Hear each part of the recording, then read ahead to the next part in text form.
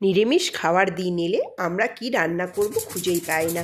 তাই আমি তোমাদের একটা সম্পূর্ণ নিরামিষ রান্না করে দেখাই। চলো, পেঁপেগুলোকে এখানে গ্রেট করে নিয়েছি। এখানে একটু বেসন দেব, ধনে পাতা, জিরে গুঁড়ো, লঙ্কা গুঁড়ো, গোলমরিচের গুঁড়ো আর নুন চিনি দিয়ে ভালো করে মেখে নেব। এগুলো মেখে নেওয়া আমার হয়ে গেছে। এগুলোকে এবার গরম তেলে ছোট ছোট করে গোল গোল করে পকোড়ার মতো করে ভেজে নেব। এবার পকোড়ার মতো করে ভাজতে আছি। ভাজাগুলো সম্পূর্ণ হয়েই গেছে।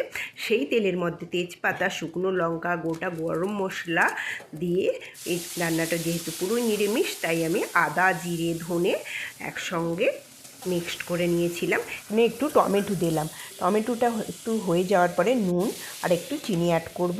তারপরে একটু হলুদ গুঁড়ো, লঙ্কা গুঁড়ো দিয়ে আলুগুলো কিছুটা ভেজে রেখেছিলাম, সেই আলুগুলোকে দিয়ে ভালো করে কষিয়ে নেব। এখানে কষা হয়ে গেছে। এবার সামান্য একটু জল দেব।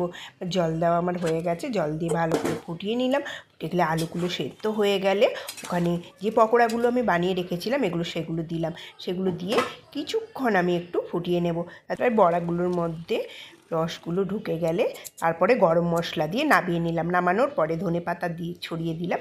দেখো, রান্নাটা আমার রেডি হয়ে গেছে। তোমরাও বানিয়ে দেখতে পারো। এই রান্নাটা খেতে খুব ভালো লাগে।